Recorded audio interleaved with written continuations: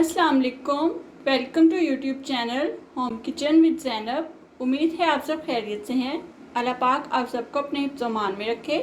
आज मैं आपके लिए बहुत ही आसान तरीके से पाई बनाने जा रही हूँ।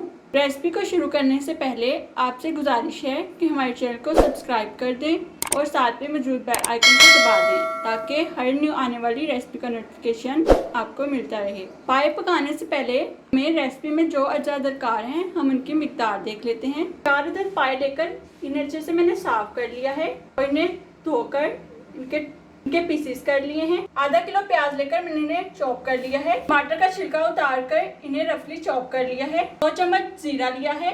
1 चम्मच साबुत धनिया लिया है। 6 अदद बादियान के फूल लिए हैं। 2 अदद बड़ी इलायची ली हैं। 6 अदद तेजपात लिए हैं। सब्ज मिर्चियाँ 12 अदद ली हैं। 1 चम्मच लाल मिर्च पाउडर लिया है। 1 चम्मच हल्दी ली है। नमक हस्बे जरूरत लिया है। 1 छिटांग अदरक लेकर इसको मैंने पीसेस में काट लिया है। लहसुन 2 पोथी ली है। आधी कटी सब्ज धनिया लेकर इसको मैंने बारीक चॉप कर लिया है। तो अब हम पाए की रेसिपी बनाना शुरू करते हैं। सबसे पहले मैं पायों को उबाल लूंगी। कुकर प्रेशर में मैं पाए शामिल करूंगी। पाए मैंने कुकर प्रेशर में शामिल कर दिए हैं। अब मैं इसमें 1.5 लीटर पानी शामिल करूंगी। तकरीबन 1 चम्मच के बराबर मैं इसमें नमक शामिल करूंगी। कुकर प्रेशर को अब मैं ढक्कन लगाकर बंद कर दूंगी और 25 मिनट के लिए पायों को गलने के लिए छोड़ दूंगी। पाए उबलने के लिए रखती हैं। अब हम टमाटर, हरी मिर्चों, अदरक और लहसुन का मिक्स पेस्ट बना लेते हैं। इन तमाम चीज़ों को मैं ग्राइंडर में डालकर इनका पेस्ट बना लूँगी। तमाम चीज़ों को ग्राइंड करके मैंने इनका पेस्ट बना लिया है। अब मैं साथ ही जीरा, सूखा धनिया, बादियान के फूल और बड़ी इलायची को भी पीस लूँगी। मसाले को मैंने पीस लिया है। पिसा हुआ मसाला किसी भी हंडिया में डालने से इसका जायका बहुत ही मुनफरिद हो जाता है।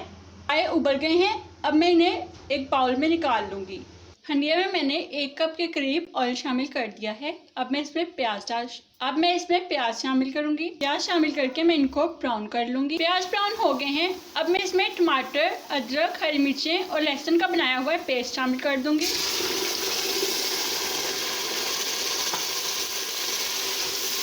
और इसको अच्छे से भून लूँगी तब तक कि मसाले में से पानी खुश्क हो गया है। अब मैं इसमें लाल मिर्चें और हल्दी शामिल करूँगी तो मुझे पानी खुश्क ना हो जाए और इसको अच्छे से मिक्स करके इसके साथ 1 से 2 मिनट तक भून लूँगी। मसाला अच्छे से भून गया है। अब देख सकते हैं कि मसाले ने साइडों पर ऑयल छोड़ दिया है।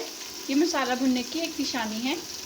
अब मैं इसमें 1/4 कप के करीब यखनी शामिल करूँगी।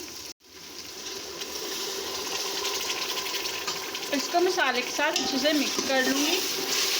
अब मैं इसमें ग्राइंड किया हुआ गरम मसाला शामिल करूँगी। इसको मिक्स करके अच्छे से 3 से 4 मिनट तक भून लूँगी। मसाला शामिल करके 4 मिनट तक मैंने इसको अच्छे से भूना है। मसाला हमारा बहुत अच्छे से भून गया है।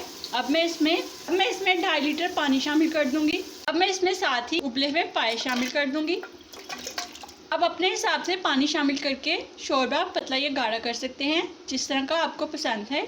अब मैं इसको ढक दूँगी तकरीबन आधे घंटे के लिए। मीडियम आंच करके इसको पकने दूंगी। शोरबे को पकते हुए 30 मिनट हो गए हैं। अब मैं इसमें 1 चम्मच नमक शामिल कर दूंगी और साथ ही हरा धनिया शामिल कर दूंगी। इसको मिक्स कर दूंगी।